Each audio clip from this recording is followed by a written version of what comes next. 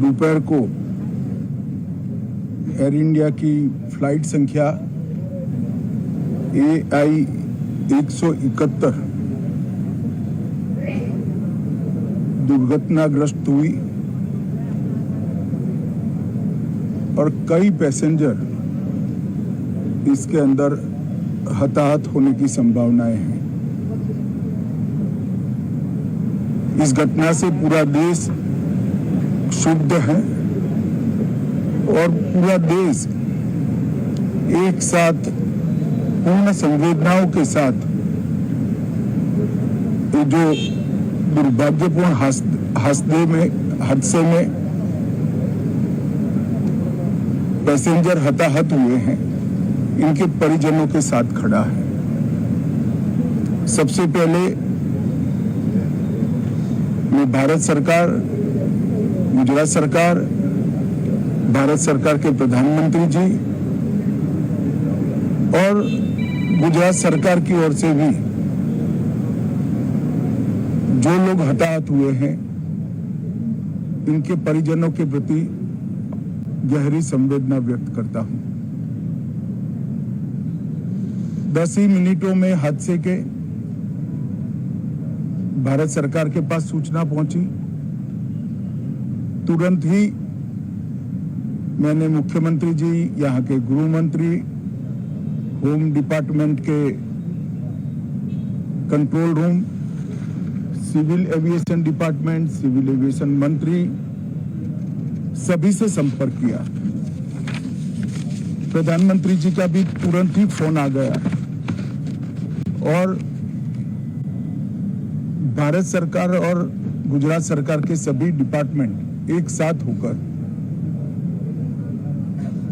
राहत और बचाव कार्य में लगे।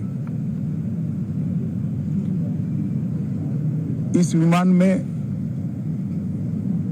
कुल मिलाकर 230 यात्री देश के और विदेश के और 12 क्रू मेंबर सवार थे। इसमें से एक यात्री का बचने का अच्छा समाचार मिला है, मैं उनको मिलकर आया हूं। मृत्यु का आंकड़ा तो DNA परीक्षण और यात्रियों की पहचान के बाद ही अथॉरिटी अधिकृत रूप से घोषित करेगी, मगर जो यात्री बचा है उसको मैं मिलकर आया हूं। घटना के तुरंत बाद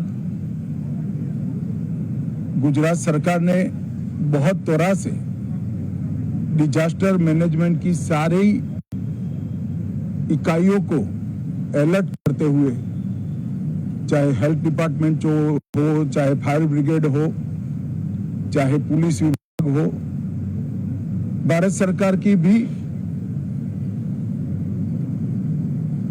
CAPF को संपर्क कर सभी ने एक साथ मिलकर राहत और बचाव का कार्य चालू किया। मगर 1.25 लाख लीटर ईंधन जो विमान के अंदर ही था और लगभग गर्मी, तापमान इतना ऊंचा हो गया कि किसी को बचाने की मौका ही नहीं मिला। अब मैं घटना स्थान पर भी जाकर आया हूं। सारे यात्रियों के मृतदेह को बाहर निकालने का काम लगभग समाप्त हो चुका है। जितने यात्रियों के परिजन यहां पहुंच चुके हैं, वो सबका DNA लेने की कार्यवाही भी 2-3 घंटों में समाप्त हो जाएगी। विदेश में जिनके परिजन हैं, उनको सूचना देने की कार्यवाही समाप्त हो चुकी है और जैसे ही पहुंचते हैं उनके भी DNA सैंपल लिए जाएंगे और मृतदेहों की पहचान के लिए जितने मृतदेह मिले हैं, इनके भी DNA सैंपल लेने की कार्यवाही समाप्त हो चुकी है। गुजरात में ही लगभग 1000 के आसपास DNA टेस्ट करने पड़ेंगे। ये सभी टेस्ट करने की क्षमता गुजरात में विकसित है, तो डीएनए टेस्टिंग के लिए कहीं गुजरात के बाहर जाने की जरूरत नहीं पड़ेगी। गुजरात की एफएसएल और नेशनल फॉरेंसिक साइंस यूनिवर्सिटी दोनों मिलकर कम से कम समय में डीएनए का परीक्षण पूरा करने के बाद परिवारजनों को अपना मृतदेह परिजन का मृतदेह सौंपने का काम करेंगे। उनके रहने की सुविधा, उनकी सांत्वना की सुविधा, जिनको मेडिकल प्रॉब्लम ट्रॉमा के कारण हुए, इनकी मेडिकल की सुविधा, ये सारी व्यवस्था बहुत सुचारू रूप से हो चुकी है। अभी रिव्यू मीटिंग में सारी व्यवस्थाओं को हम सब मंत्रियों ने साथ में मिलकर देखा है। एविएशन डिपार्टमेंट ने अपनी जांच शुरू कर दी है और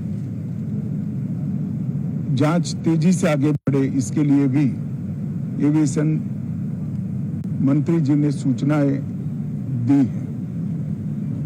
मैं फिर से एक बार